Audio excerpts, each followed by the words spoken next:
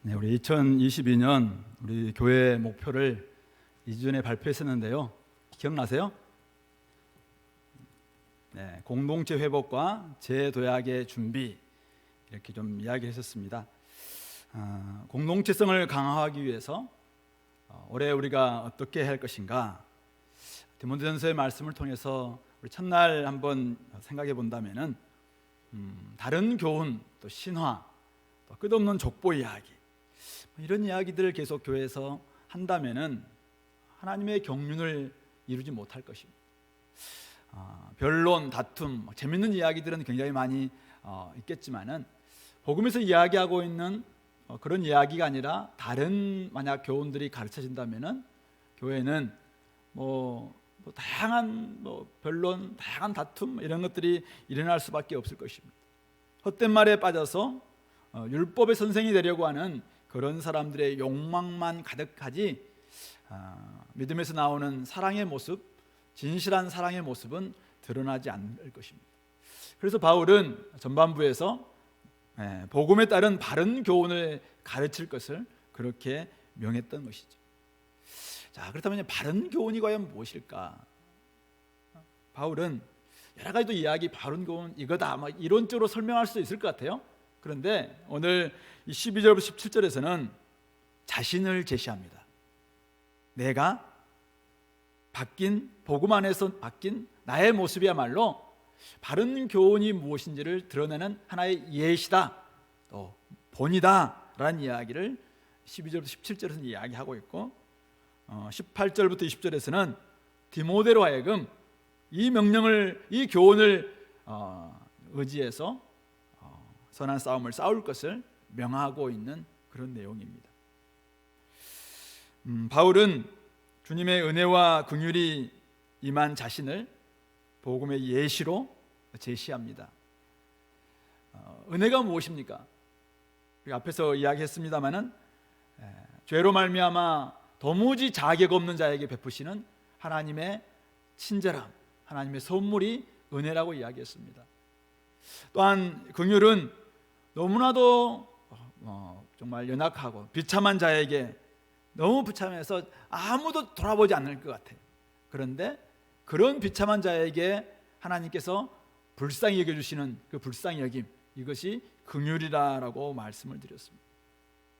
오늘 바울은 자신이야말로 하나님의 은혜가, 하나님의 긍휼이 임한 그런 예시다, 그런 샘플이다, 그런 본이다, 본보기다 라는 것을 여기서 제시하고 있죠.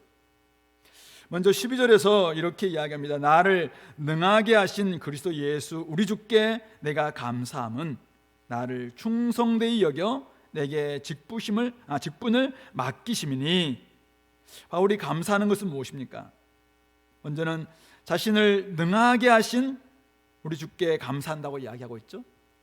그리고 나를 충성되이 여겨주심을 감사한다고 이야기합니다. 뿐만 아니라 자신에게 직분을 맡기심에 감사한다는 것입니다. 능력을 주시고 충성되이 여겨주시고 직분을 맡겨주심이 감사하다, 이렇게 이야기를 합니다. 그러나 우리가 지금 PBS를 열심히 사도행전을 하고 있는 것을 생각해 볼 때 바울이라면 충분히 하나님께서 일꾼 만드실 수 있을 것 같고, 충분히 충성스럽다라고 이야기할 수 있을 것 같고, 충분히 그에게 능력, 역량 있는 것 같다라고 판단할 수 있지 않습니까? 바울이 사실은 아니라면 누가 과연 이렇게 1차, 2차, 3차 또 로마 감옥에 있다가 다시 이 디모데전서, 디도스를 쓰게 하는 제4차 전도 여행과 같은 이 여행을 하고 마지막까지 복음을 위해서 이렇게 헌신할 수 있겠습니까? 그럼 우리가 바울을 바라볼 때 저분은 정말 능력이 있구나, 저분은 정말 하나님 앞에 충성스럽구나, 저분이야말로 직분을 맡기에 합당하다, 이렇게 생각할 수 있을 것 같아요. 그런데 오늘 바울은 자신을 그렇게 이야기하지 않습니다. 내가 바로 은혜 받은 사람이다, 내가 바로 긍휼을 베풀어 주신 예시다, 본보기다, 내가 바로 샘플이다 라고 이야기하고 있습니다. 왜 그렇습니까?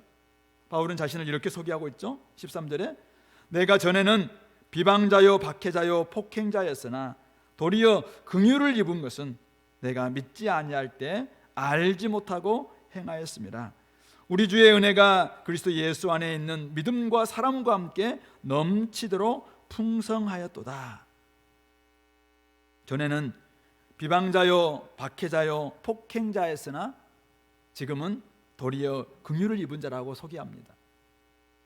전에는 자신의 어쩌면 자랑, 좀 자신의 열심, 그것을 의지하고 살아갔지만은 돌아보니까 주님의 은혜가 그리스도 예수 안에 있는 믿음과 사랑과 함께 넘치도록 풍성히 부어진 결과물이다라고 그렇게 고백하고 있습니다.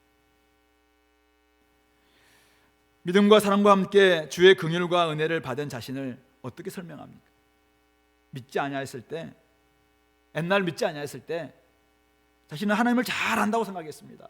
이렇게 하는 것이 하나님께 의로운 행동이라고 생각했습니다. 그런데 알고 보니까 하나님을 잘 안 게 아니었다는 것입니다.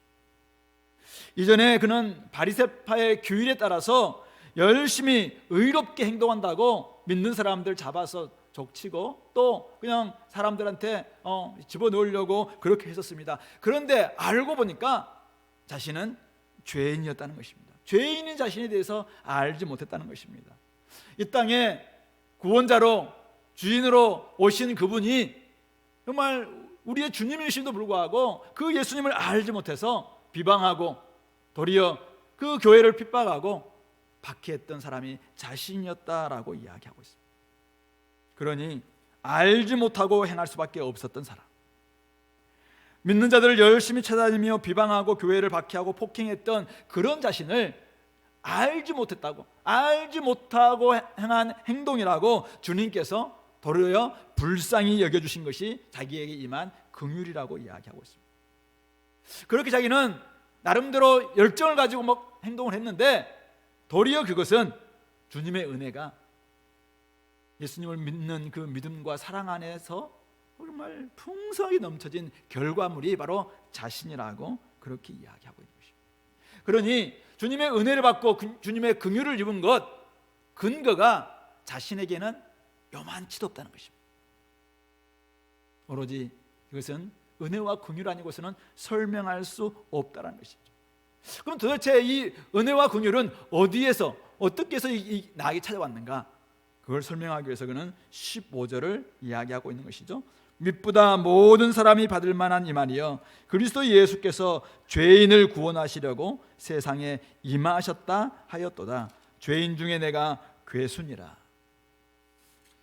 모든 사람들이 받을 만한 기쁜 소식, 너무나 미쁘신 신실하신 하나님의 말씀이어서 모든 사람들이 받을 만한 그 소식, 바로 우리 주님 그리스도 예수께서 모든 죄인들을 구원하시기 위해서 이 땅에 임하셨다는 그 놀라운 소식, 바로 이 복음이죠. 이 복음이 자신에게 찾아왔다는 것입니다. 그 복음으로 말미암아 죄인 중에 괴수였던 자신이 바뀌게 되었다는 것입니다. 자신의 존재, 자신의 삶을 송두리째 바꾸신 하나님의 미쁘신 말씀, 미쁘신 교훈, 이것이 바로 복음이고 그 복음이야말로 자신을 이렇게 바꿔놓게 되었다. 그래서 그는 자신을 제시하고 있습니다. 비방자요, 박해자요, 폭행자에게 긍휼을 베푸신 하나님의 예가 어디 있나? 바로 나의 모습이다. 바로 내가 그런 예다 라고 이야기하고 있습니다. 주님의 풍성한 은혜가 죄인 중에 괴수에게 임한 찾아온 샘플이 어디 있는가? 바로 나 자신이다, 나다. 내가 바로 그런 존재다 라는 이야기를 하고 있는 것입니다. 믿기 전, 복음을 알기 전에는 누구나 다 의인인 줄 압니다. 내가 무슨 죄인이냐 이렇게 이야기하죠. 그러나 복음을 알고 주님을 제대로 믿고 보면은, 진짜 알고 보면은 도무지 구원받을 수 없는 죄인이라는 사실을 깨닫게 됩니다. 진짜 죄인 중에 괴수구나라는 사실을 깨닫게 됩니다. 복음을 알기 전에는 자신이 잘난 줄 압니다. 이것도 하고 저것도 하고, 이것도 배우고 저것도 배우고, 남들이 알아주는 이런 학교, 이런 직장, 이런 소유 가지고 있으니까 잘난 줄 압니다. 그러나 진짜 믿고 보면은, 복음을 알고 보면은 자신은 하나님 앞에서 진짜 하나님의 도리어 책망받을 수밖에 없는 비방자요, 박해자요, 폭행자다라는 사실을 깨닫게 되는 것입니다. 복음을 알고 난 후에야 내가 진짜 하나님도 몰랐고 내 자신도 몰랐고 주님도 몰랐었구나라는 것을 깨닫게 되었다는 것입니다. 자기의 의에 사로잡혀서 그 스데반 집사를 죽이는데 가표로 투표를 할 뿐만 아니라 그것을 잘했다라고 딱 옷을 지켰던 그 젊은 바리새인 이 사울, 그 앞장섰던 사울, 자기는 의로운 행동이라고 생각했었어요. 자기는 이것을 하나님 앞에 사랑받는, 칭찬받을 일이라고 생각을 했었습니다. 그런데 알고 보니까 진짜 내가 알지 못하고 행한 행동이었었구나. 그런 존재, 너무나 무식하고 너무나 무지하고 너무나도 모르니까 주님께서 도리어 그냥 긍휼을 베풀어 줬다는 것입니다. 너무나도 이게 자기가 안 되니까 주님이 할 수 있는 게 뭐냐면은 긍휼이었다는 긍휼. 그냥 네 어떻게 구원받겠냐? 내가 긍휼을 베풀어 주마. 이게 자신이라는 거예요, 자신. 그러니 자신과 같은 사람을 능하게 하시고 자신 같은 사람을 충성되게 여겨주시고 자신 같은 사람을 하나님 일하라고 직분을 맡겨주신 것이 감사할 수밖에 없다는 것입니다. 하나님은 충분히 바울이 그런 능력을 가지고 있는 것처럼 보여서 구원한 게 아니라는 거예요. 바울 자신은 내가 하나님이 일할 수 있던 건 하나님이 능력 주셨기 때문에 가능하고, 내가 쉬지도 않고 2차 선교행이 끝나자마자 3차 선교 막 갈 수밖에 없는 그 신실함이 바울이 있었다는 게 아니에요. 도리어 바울이 있었던 조그만 그 신실함을 하나님께서는 충성되게 여겨주셔서 그를 지금 맡겨주셨다는 것입니다. 아니 자기가 어떻게 주님의 나라에 하나님의 경륜을 이루는 일꾼이 될 수 있었겠습니까? 근데 주님께서 그것을 일꾼을 맡겨주셨다는 거예요. 그래서 그는 감사할 수밖에 없다. 바로 그런 존재가 나다. 이게 바로 복음이 말하고 있는 모습이고 복음이 가르치고 있는 바른 교훈이라고 그렇게 제시하고 있는 것입니다. 바울이 복음 안에 들어온 후에 깨달은 사실 하나 더 있는데요. 아까 자신은 복음을 알기 전까지도 너무나도 무지해서 너무나 알지 못하고 행하기 때문에 하나님이 긍휼을 베풀어 줬다. 근거가 자신에게 하나도 없다라는 것을 깨닫게 됐죠. 두 번째 깨달은 게 있었는데 도대체 자신에게 그러면 왜 긍휼을 베풀어 주셨는가? 자신의 근거가 없음에도 불구하고 왜 나에게 긍휼이 왔는가? 아니 교회를 핍박하고 폭행하고 박해했으면 하나님은 심판 내려가지고 나를 없애면 될 텐데 왜 하나님 나에게 긍휼을 베풀어 주시고 주의 은혜가 그렇게 풍성하게 임하게 됐는가? 왜 나에게 그걸 찾아왔는가? 16절에서 그 이야기를 하고 있는 것이죠. 그러나 내가 긍휼을 입은 까닭은 예수 그리스도께서 내게 먼저 일체 오래 참으심을 보이사 후에 주를 믿어 영생 얻는 자들에게 본이 되게 하려 하심이라. 비방자요, 박해자요, 폭행자를 왜 하나님께서는 오래 참으시고 긍휼을 베풀어 주셨는가? 자신 때문이 아니라 다른 사람 때문이라는 것입니다. 후에 주를 믿어 영생 얻는 자들에게 본이 되게 하려고 주님께서 나에게 긍휼을 베풀어 주셨다라는 것입니다. 잘나서가 아니라 못나서였고 유식해서가 아니라 순전히 무죄했기 때문에 하나님은 그냥 할 수 있는 게 그냥 긍휼이었습니다. 알지 못하고 행하고 있기 때문에 주님께서 불쌍히 여겨주신 것입니다. 그런데 그 불쌍히 여겨주신 목적이 있는데 그 목적은 후에 주를 믿어 영생 얻는 자들에게 본보기가 되게 해주시려고, 하나의 샘플, 하나의 이그젬플, 하나의 예시가 되게 해주려고 이렇게 하셨다는 것입니다. 나와 같은 사람, 자기 같은 사람, 나중에 정말 죄인이고 괴수이고 죄인 중에 버금괴수이고 뭐 어쨌든 도무지 자기 힘으로는 구원받을 수 없는 그런 사람들에게 저 사람이 구원받는 거 보니까 나도 구원받을 수 있구나라는 것을 보여주기 위한 샘플, 그런 본보기, 그걸로 위해서 자기를 삼아주셨다는 것입니다. 그러니 바울은 복음 안에서 긍휼 입은 사람들, 은혜 입은 사람들의 본보기라고 그렇게 말하고 있는 것입니다. 순전히 내 때문이 아니라 다른 사람들을 위해서 내가 구원받은 거. 내가 구원받은 것은 로마서에서는 그렇게 이야기하죠. 내가 이방인들에게 빚진 자구나. 내가 아무리 돌아봐도 나한테는 근거가 없어요. 근데 내가 구원받은 것은 하나님이 나를 이방인의 사도로 부르기 위해서 나를 주셨다. 그렇다면 내 때문에 구원해 준 것이 아니라 저들 때문에 내가 구원받은 것이구나. 그래서 나는 이방인들에게 빚진 자다. 이게 바울의 소명의식이거든요. 바로 여기서 그 이야기를 하고 있는 것입니다. 내가 나와 같은 이런 존재가 하나님의 은혜를 받고 긍휼을 얻은 것은 그렇게 하나의 본이 되기 위해서, 후에 주를 믿어 영생 얻는 자들에게 구원을 주시려는 하나님의 본보기로 자신을 이렇게 해주셨다는 사실. 그렇기 때문에 능력 주셨고 충성되게 여겨주셨고 이방인의 사도라는 이 직분을 맡겨주신 것이 주님의 은혜이고 주님의 긍휼이고, 그러므로 주님께 감사할 수밖에 없고, 그래서 그는 17절에서 영광을 하나님께 돌리고 있죠. 영원하신 왕 곧 썩지 아니하고 보이지 아니하고 홀로 하나이신 하나님께 존귀와 영광이 여공무궁하도록 있을지어다. 아멘. 많은 거짓 교사들이 교회 안에 들어와서 율법의 선생이 되려고 합니다. 자신이 자랑합니다. 내가 이만큼 안다, 내 이것도 안다, 나 이것 했다 자랑하면서 자기를 확 드러내려고 합니다. 그러나 복음 안에서 바뀐 사람들은 자기는 사라집니다. 자기는 없어집니다.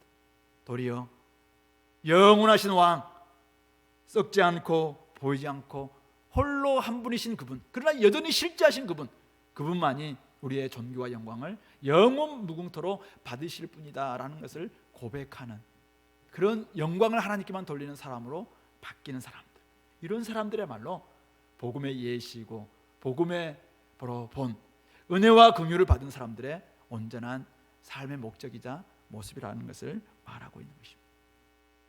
오늘 우리 12절부터 이 17절에서 바울이 자신을 이렇게 제시하고 있는, 이걸 통해서 우리가 좀 깨닫는 바, 우리 공동체에 좀 적용해야 할 바는 무엇인 것 같습니까? 한 3가지 정도 한번 생각해 봤는데요. 복음 공동체에는 먼저 이런 예시와 이런 본보기가 넘쳐나야 된다는 것입니다. 복음으로 말미암아 우리가 공동체를 강화하겠다. 우리 공동체는 복음 공동체다라고 한다면은 우리 공동체 안에는 어떤 사람들이 넘쳐나야 됩니까? 자기 자랑이 난무하는 사람들이 아닙니다.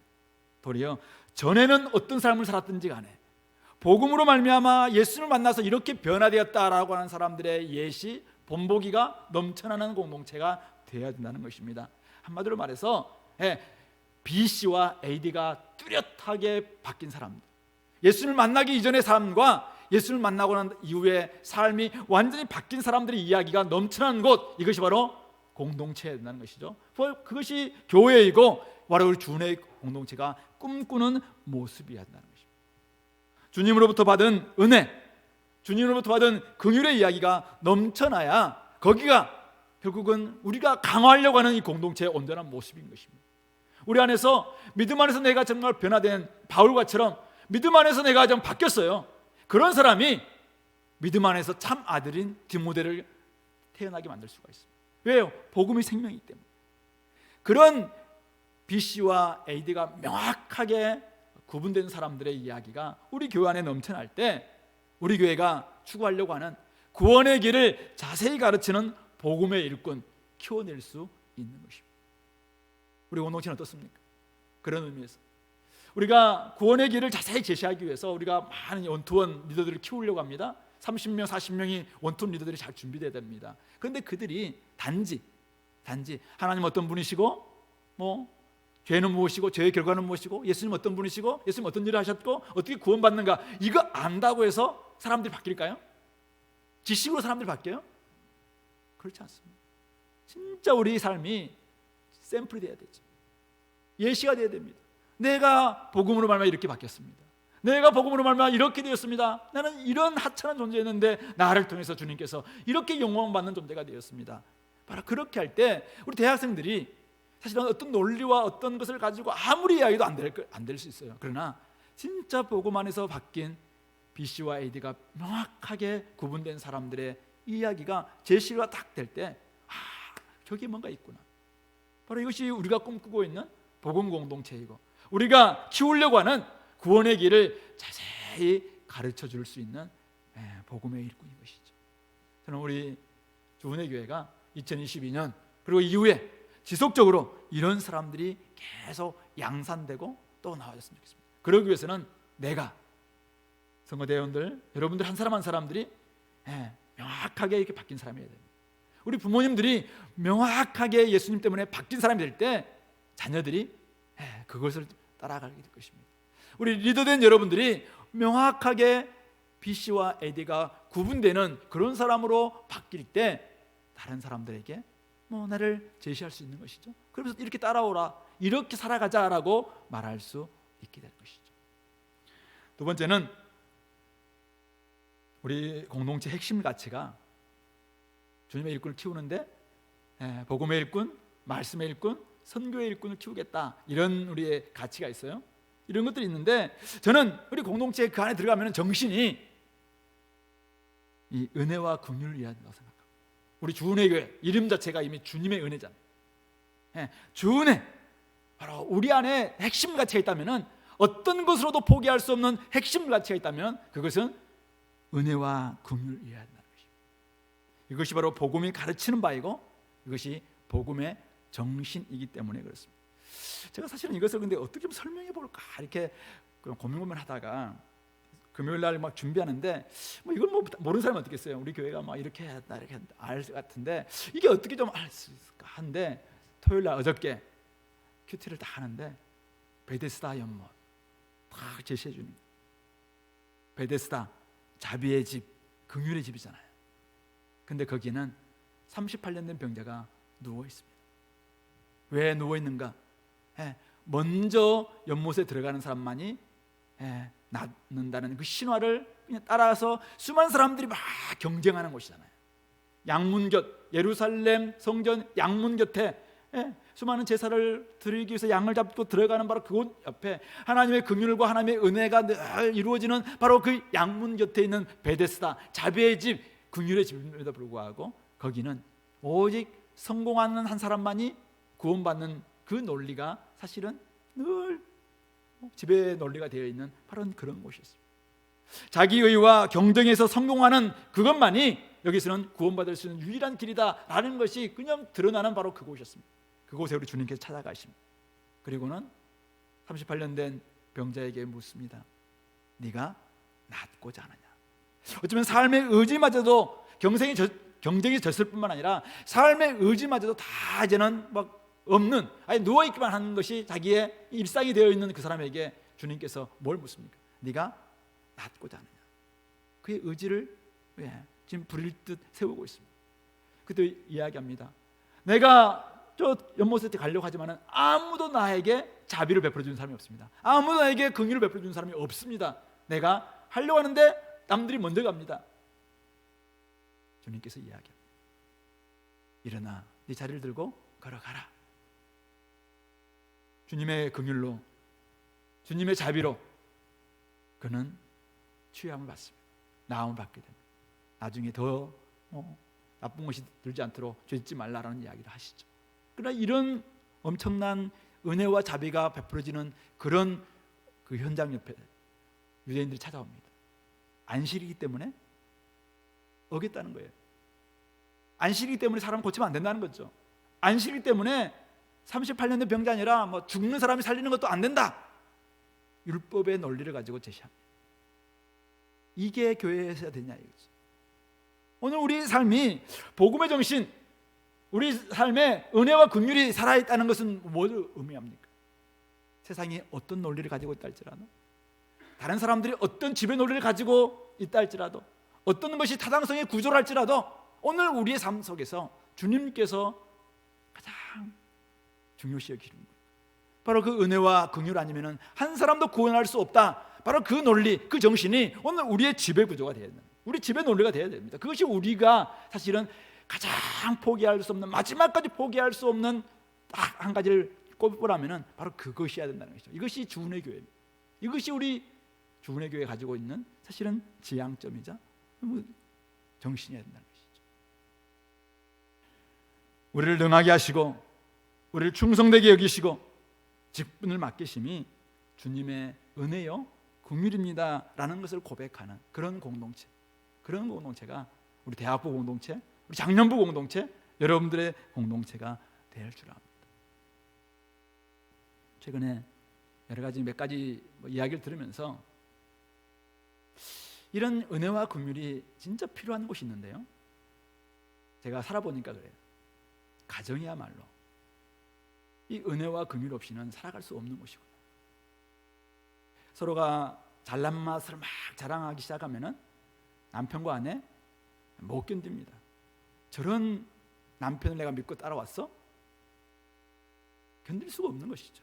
불쌍히 여기는 마음이 없이, 은혜를 통해서 내가 구원받았고 내가 이곳에 있다라는 것 없이 어떻게 맨정신으로 20년 30년을 살아가죠?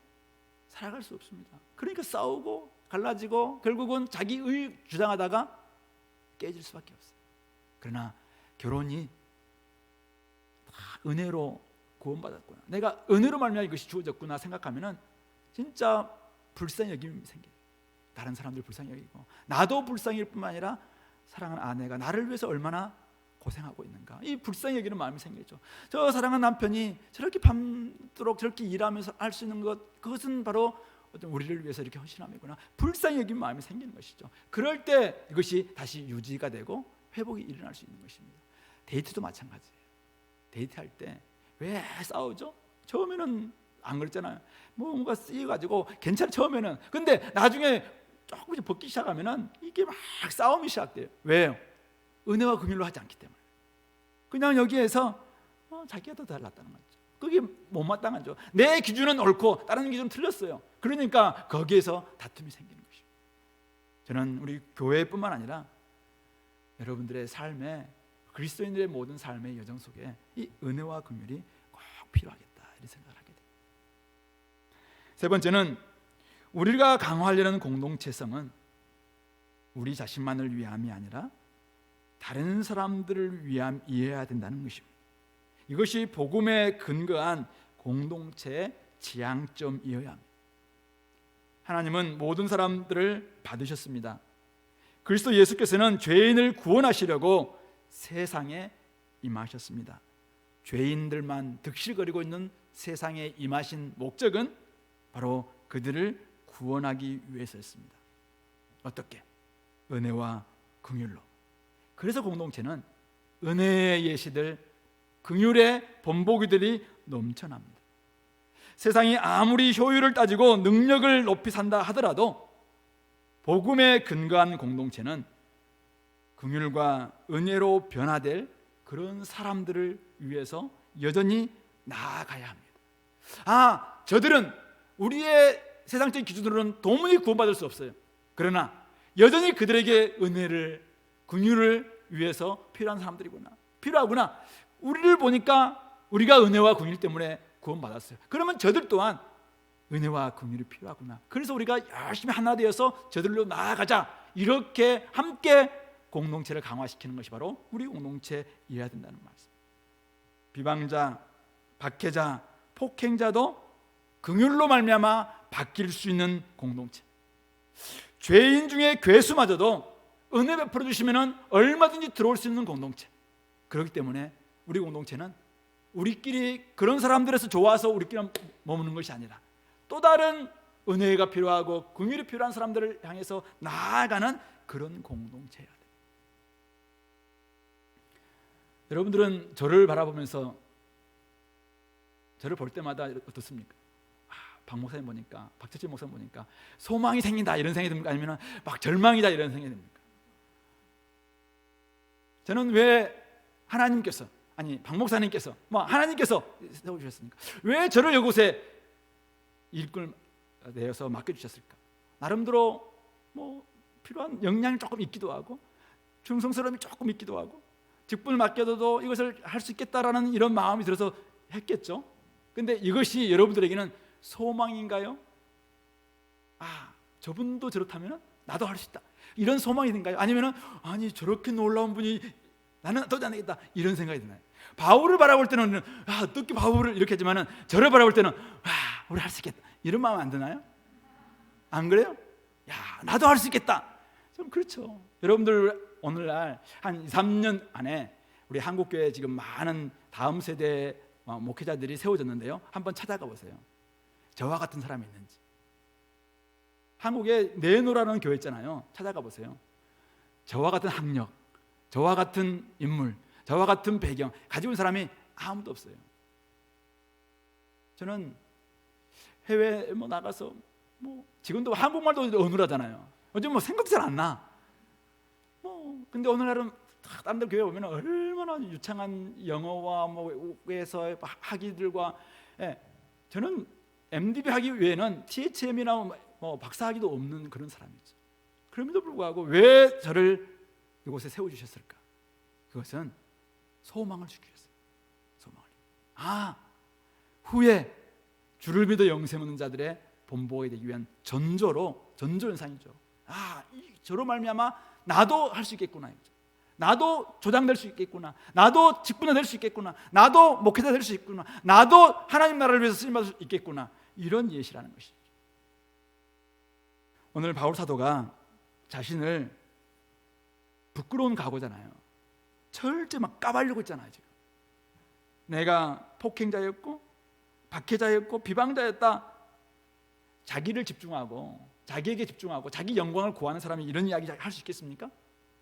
죄인 줄은 다 알겠지만은 내가 죄인 중에 괴수다, 그런 이야기를 할 수 있겠어요?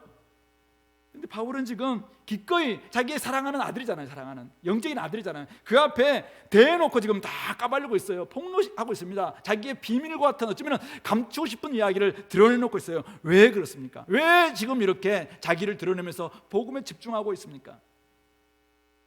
주를 믿어 영생 얻는 자들을 위해서입니다.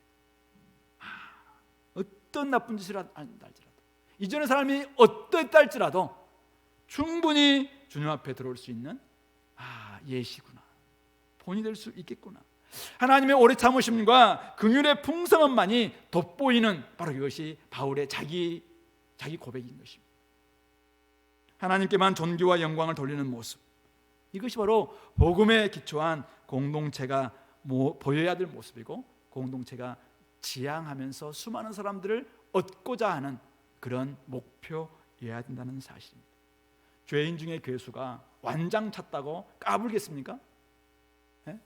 정말 이전에는 하나님 앞에서 너무나 부끄러웠던 존재가 이제 하나님께서 충성되게 여겨주셨다고 막 거만하게 이렇게 할 수 있겠어요? 그렇지 않을 것입니다. 그러므로 그는 복음이 제시하는 본보기일 뿐이라고 그렇게 자신을 이야기하고 있는 것입니다. 저는 우리 주은혜 교회가 자랑할 것이 혹시 있다 할지라도 그것이 여러분들을 구원하는 데 있어서 아무런 기여를 하지 못했다는 사실을 이해했으면 좋겠고요. 결국 우리가 지향해야 될 바는 다른 사람들, 약하고 천하고 못 배우고 사실은 어쩌면은 죄인과 더 죄인일 수 있는 수많은 사람들에게 소망을 주고 위로를 주고 그들에게 예시가 되고 본보기가 되어야 될 존재가 우리라는 것이죠. 그렇게 하려면은 우리의 잘남을 자랑하는 것이 아니에요. 그럴 때 우리가 도리어 부족함을 드러낼 때 거기에서 그들은 위로받게 될 것이고, 주님 앞에 나와서 주님을 찬양하며 주님께 영광 올려 드릴 수 있는 모습이 될 것입니다. 기독교는 알지 못하고 행하심에도 불구하고 은혜로 구원받는 종교입니다. 자기 의가 아닌 주님의 오래 참으심을 드러내며 주님만을 자랑하는 종교입니다. 하나님의 일체 오래 참으심과 긍휼을 입은 사람들의 감사와 눈물이 있는 종교가 바로 기독교란 사실을 기억하시기 바랍니다. 죄인을 구원하신 하나님, 영원하신 왕께 존귀와 영광만을 올려드리는 그런 공동체가 바로 우리 공동체가 될 수 있게 되기를 간절히 소망합니다. 그게 두 번째는 이제 18절부터 20절인데요. 이렇게 복음의 예시와 본이 된 바울은 믿음 안에서 참 아들 된 디모데에게 선한 싸움을 싸울 것을 명령하고 있습니다. 참 어떻게 보면은 자기 되게 고생했잖아요. 감옥에도 막 갇히고 매도 맞고, 그리고 지금 로마 감옥에 갇혔다가 잠시 풀려난 가운데서 4차 전도여행과 같은 여행을 하다가 지금 이 디모데를 에베소 교회에 남겨놨거든요. 그러면은 사실은 디모데에게 사랑하는 아들아, 네가 참 네 그 공동체 잘 안에서 안락함을 유지하고 그것은 평안을 유지하고 그것을 잘 지내라, 이렇게 좀 이야기를 할 것 같은데 뭐라고 이야기합니까? 아들 디모데야. 굉장히 친근한 표현이에요. 아들 누구야? 이러면서 내가 네게 이 교훈으로서 명하노니, 명령한다고 이야기합니다. 지금 명령합니다. 전에 너를 지도한 예언을 따라 그것으로 선한 싸움을 싸우며 믿음과 착한 양심을 가지라. 그렇게 이야기합니다. 복음을 위한 군사가 될 것을 명령하고 있는 것입니다. 오늘 바울은 디모데에게 그냥 편안한 쉬운 길을 걸어가는, 그냥 넓은 길을 걸어가는 그런 사역자가 될 것이 아니라 복음을 위해서 온전히 싸우는, 이 복음으로 말미암아 온전히 싸우는 군사가 될 것을 명령하고 있습니다. 세 가지 명령이 여기 같이 좀 종합되어 있는데요. 첫 번째가 18절에 나와 있는 전에 너를 지도한 예언을 따라 싸우라는 것이죠. 바울이 디모데를 이렇게 세울 때 4장 14절 잠깐 보실래요? 4장 14절 보시면은 네 속에 있는 은사 곧 장로의 회에서 안수받을 때에 예언을 통하여 받은 것을 가볍게 여기지 말라, 이렇게 이야기하고 있잖아요. 그를 이제 그 에베소 교회에 딱 사역자로 딱 임명할 때 장로의 회, 지도자들의 회에서 그를 딱 안수를 이렇게 했어요. 그때 하나님의 예언이 임했던 것 같아요. 예언을 가지고 딱 이야기하면서 이렇게 이런 삶을 가지고 이렇게 살아라 라는 말씀을 하셨는데, 그것을 따라서 선한 싸움을 싸울 것을 이야기하고 있는 것입니다. 한마디로 말해서 이것이 교본이라는 것입니다. 옳고 그름에 지금 기준이 없을 때 옳고 그름을 판단할 수 있는 교본, 그것이 바로 예언입니다. 분명한 말씀의 기준, 바로 이것이 바울이 디모데에게 줬던 것이고, 하나님이 그에게 사실은 예언을 주셨던 것이고, 자신을 지도한 그 예언, 이것을 가지고 그가 앞으로 싸워가야 된다. 싸움할 때 무턱대고 싸우는 게 아니라는 거예요. 예언의 기준을 가지고, 말씀의 기준을 가지고 싸워야 된다라는 이야기를 하고 있는 것이죠. 두 번째는 그것으로 싸우되, 어떤 싸움을 싸우라고 합니까? 선한 싸움을, 그냥 싸움을 싸우라 이게 아니에요. 선한 싸움을 싸우라라고 이야기합니다. 바울이 지금 디모데에게 해야 부탁하고 있는 일은 단지 네가 싸움꾼이 되라 이 말이 아니에요. 선한 싸움, 복음을 위한, 복음을 드러내는 싸움을 해라, 이렇게 이야기하고 있습니다. 바울은 지금 디모데를 생각하면은 되게 디모데가 약해 보여요. 연소하기도 하고 나중에 성품도 좀 유약해요. 뿐만 아니라 그에게 병이 있었어요. 병이. 그래서 끊임없이 이렇게 포도주를 잠깐 써야 될 정도로 그 안에 좀 여러 가지 약함들이 있었어요. 아무리 봐도 이 사람이 좀 소음인 같은 느낌이 우리 디모데에 들어요. 저하고 좀 비슷한 느낌이 드는데, 어쨌든 이런 모습이에요. 이런 모습인데 그한테 뭐라고 이야기합니까? 야, 네가 좀 약하고 성품도 좀 유하고 또 몸도 약하니까 대충 해라, 이게 아니잖아요. 끝까지 군사가 되되, 군사가 됨에도 불구하고 선한 싸움을 싸우라. 교회 안에는 하나님 나라의 일꾼들이 다 모여 있습니다. 빛의 사자들이 다 모여 있어요. 빛의 자녀들이잖아요. 다 빛의 자녀들 같잖아요. 그런데 한 번씩 보면은 이 하나님 나라가 아직 완전하게 교회에 임하지 않았기 때문에 여기는 여전히 사탄의 통치를 받고 또 사탄의 통치에 의지하면서 말하고 생각하고 행동하는 사람들이 가끔씩 들어오기도 합니다. 그래서 진리가 아닌 거짓을 따라 살아가는 사람들이 막 이런 것들 때문에 힘들 때가 있어요. 그래서 싸워야 되는데 어떨 때는 막 열받아서 막 같이 막 맞받아 싸우고 싶을 때가 있어요. 근데 그렇게 해서는 안 된다. 악을 선으로 이겨야 그것이 선한 싸움이지, 악을 악으로 이긴다면은 그것은 뭐 세상과 똑같죠. 그렇게 해서는 안 된다. 진짜 다름과 거룩함을 지켜내는 그런 공동체가 되기 위해서는 이것은 선한 싸움을 싸워야 될 것이지, 우리가 악한 싸움, 이기는 싸움에 대해서는 안 된다, 그렇게 이야기하고 있는 것입니다. 교회가 아무리 많은 세력을 얻는다 할지라도 세상과 똑같은 악의 방식을 취한다면 그것은 이미 패배한 것이나 마찬가지입니다. 이 시대가 오늘 교회에게 질문할 것입니다. 세상의 자랑이 무엇인가요? 세상의 자랑은 성공이요, 능력이요, 번영입니다. 자, 그들이 이야기합니다. 야, 우리 자랑, 이 능력 봐라, 우리의 성공 봐라, 우리 번영 봐라, 이렇게 이야기할 때 그들이 우리에게 요구하죠. 너희들의 자랑은 뭐냐? 너희들의 무기는 뭐냐? 이렇게 이야기할 때 우리는 어떻게 해요? 야, 우리 성공을 봐라, 우리 번영을 봐라, 우리 능력 봐라, 이렇게 이야기할까요? 우리의 자랑은 하나님 나라예요. 우리의 자랑은 그리스도로 아는 지식이어야 되겠죠. 바울이 그 수많은 자랑들이 있었지만 다 배설물로 여기고 그리스도를 아는 지식이 가장 고상하기 때문에 그것을 배설물로 여겼다라고 고백하고 있습니다. 바벨탑을 막 쌓았습니다. 수많은 자기 이름을 드러내려고 막 세상에 바벨탑을 쌓습니다. 바벨탑을 이길 수 있는 길이 뭔가요? 그래서 옆에다가 또 다른 막 탑을 쌓는 거예요. 누가 더 높이 올라가는가? 쌓을 쌓는 게 이기는 방식인가요? 하나님께 하셨던 일은 그냥 아브라함 한 사람 부르는 거예요. 아브라함 한 사람 불러내고 믿음으로 순종하는 그런 세대를 만들어내는 거죠. 그런 공동체를 만들어내는 거예요. 이게 바로 하나님이 바벨의 세상에 대항하던 방식입니다. 골리앗이 나타났습니다. 키가 2m 40 이렇게 되는 사람은 온갖 무기와 다 장착하고 나타납니다. 골리앗이 소리를 지릅니다. 하나님을 무시하고 이때 또 다른 골리앗보다 더 큰 사람이 나타나서 막 싸우는 거예요. 이게 하나님의 방식인가요? 아니에요. 도리어 어린아이와 같은 다윗이 그것도 무기도 갖지 않고 오직 하나님의 이름을 의지하면서 나아가는 믿음으로 나아가는 그런 사람이 나아갈 때 결국 골리앗을 쓰러뜨리는 다윗의 모습, 이게 바로 하나님이 대항하는 방식이라는 사실이에요. 오늘 이 땅 가운데서 로마의 권세와 같은 로마 제국 같은 권세를 가지고 끊임없이 우리를 막 자랑합니다. 야 우리를 힘봐라 이야기할 때 우리도 우리 힘봐라 하면서 이렇게 할까요? 아니라 겨자씨보다 작은 믿음 가지고 조그맣게 하나님 나라를 만들어가는 이 겨자씨 모략이 도리어 로마 제국을 깨뜨렸던 하나님의 무기고 하나님의 자랑이고 하나님의 방식이라는 사실. 그러므로 오늘 우리 삶 가운데서 오늘 우리의 고백 가운데서 오늘 바울이 고백했던 것처럼 14절에 우리 주의 은혜가 그리스도 예수 안에 있는 믿음과 사랑과 함께 넘치도록 풍성하여야 된다. 그리스도 예수 그리스도를 믿음으로 말미암아 사랑이 넘쳤을 뿐만 아니라 내 안에 주님의 은혜가 더욱더 넘쳐났습니다라고 고백합니다. 이것이 바로 복음으로 이 땅을 싸워내는 방식이고 그럴 때 선한 싸움에서 우리는 승리할 수 있는 것입니다. 우리 교회가 세상에 향해서 끊임없이 나아갈 것입니다.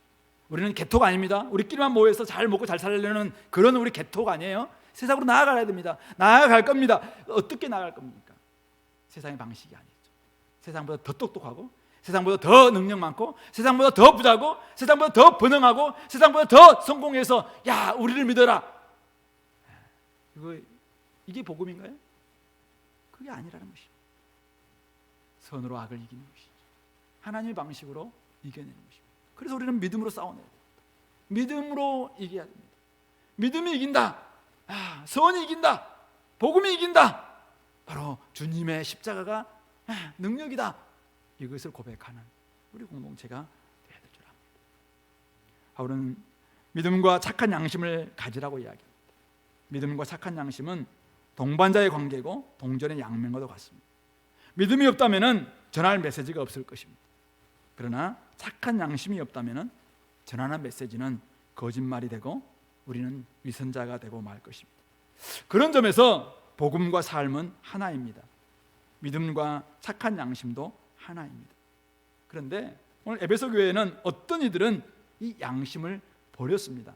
양심을 버리니까 거룩함이 없습니다. 경건의 삶이 없습니다. 그러니까 결국 그 믿음마저도 변질시키고 말았습니다. 그래서 그 믿음에 관하여 파선하였다. 배 자체가 그냥 난파되었다라고 이야기하고 있는 것이죠.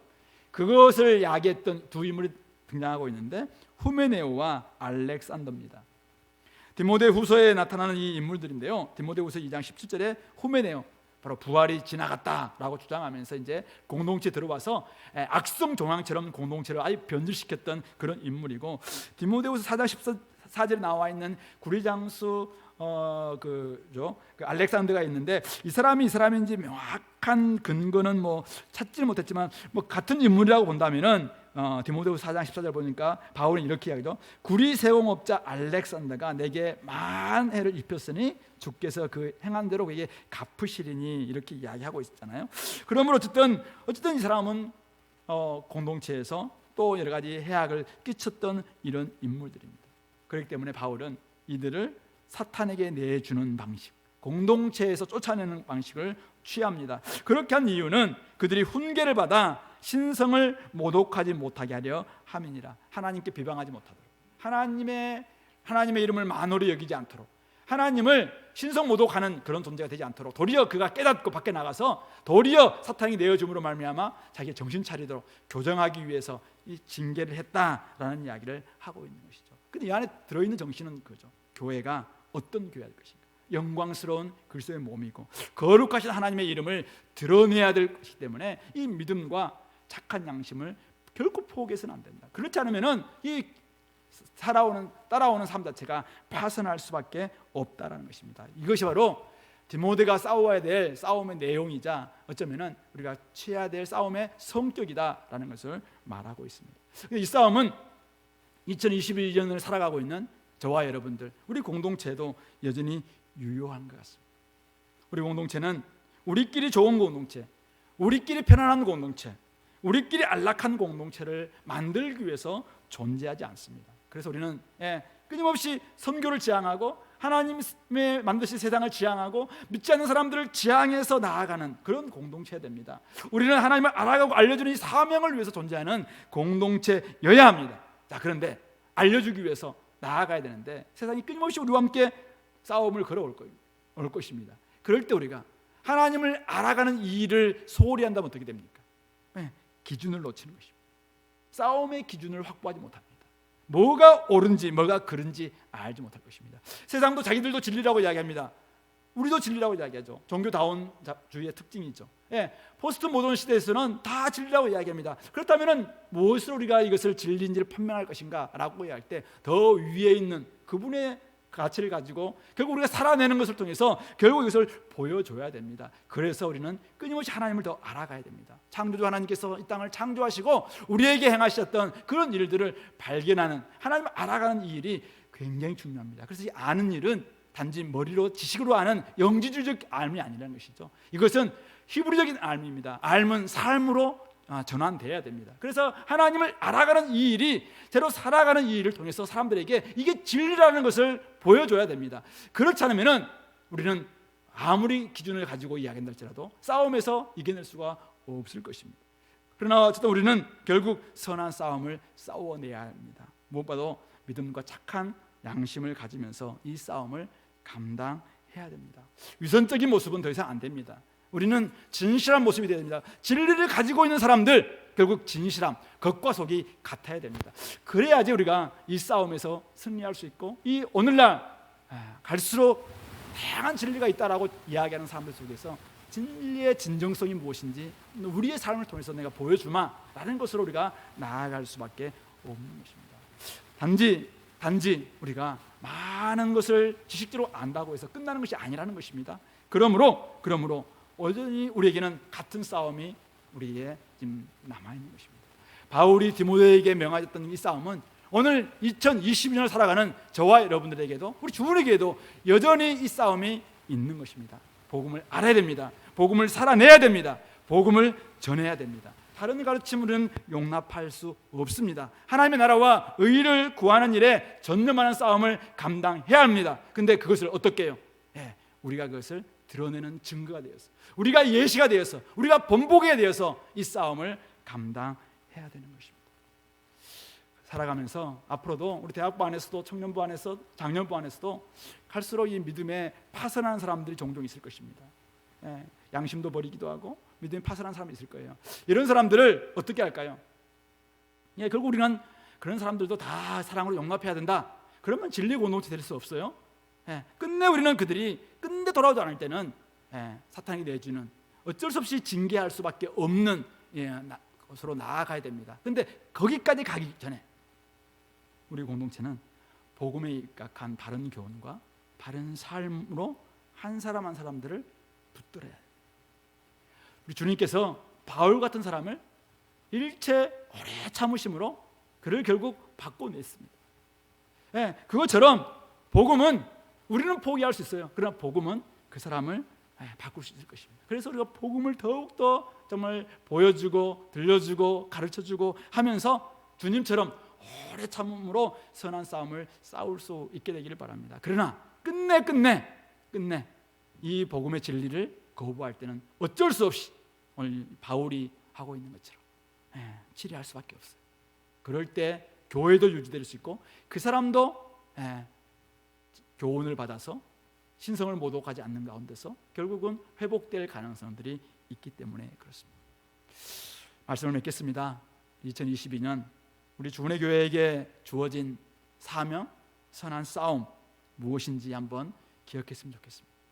우리 공동체를 강화하고 공동체를 회복시키고 코로나 때문에 잘 모이지 못했던 공동체가 잘 좀 모였으면 좋겠고, 이 안에서 그러나 진짜 공동체다운, 하나님이 기뻐하시는 복음 공동체다운 이런 공동체로 회복되었으면 좋겠습니다. 재도약을 위한 그런 기회로 잘 좀 준비할 수 있었으면 좋겠습니다. 그런데 세상은 갈수록 정글로 바뀌고 있습니다. 승자 독식의 세상이 되어가고 있습니다. 교회마저도 세상의 영향으로 경쟁해서 성공한 자들의 공동체가 되어가고 있는 이런 모습들이 곳곳에서 징후로 드러나고 있습니다. 그러나 우리 주문의 교회는 이름에 걸맞게 오직 은혜와 긍휼에 따라서 모든 사람들을 구원하는 그런 교회로 끝까지 자리매김되어야 될 줄로 믿습니다. 우리는 주님의 일꾼을 키울 것입니다. 그러나 어떤 일꾼입니까? 바로 구원의 길을 자세히 가르치는 복음의 일꾼, 하나님의 이 말씀을 끝없이 배우는 말씀의 일꾼, 그리고 여전히 세상을 구원하시려는 주님의 마음을 가진 선교의 일꾼을 키울 것입니다. 그런데 어떤 방식으로 키울 것인가? 이것은 세상 방식이 아니에요. 오직 은혜와 긍휼의 방식이에요.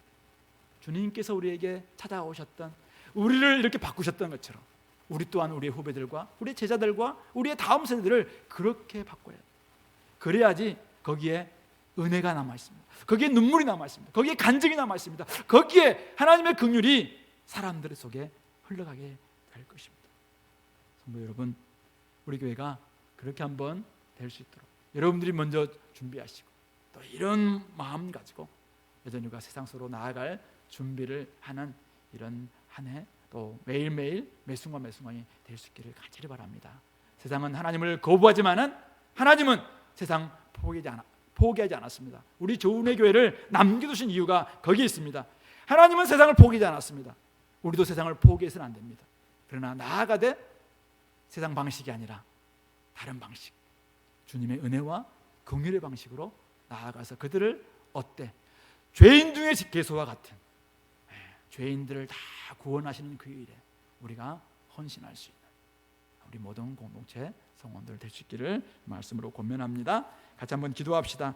하나님 아버지, 우리가 이 복음의 예시와 본이 되는 바울처럼 우리도 그런 본이 되기를 원합니다. 이런 싸움을 싸워야 했던 디모데처럼 우리 또한 이 선한 싸움을 싸울 수 있도록 힘과 능력을 더하여 주시옵소서. 같이 한번 기도하겠습니다.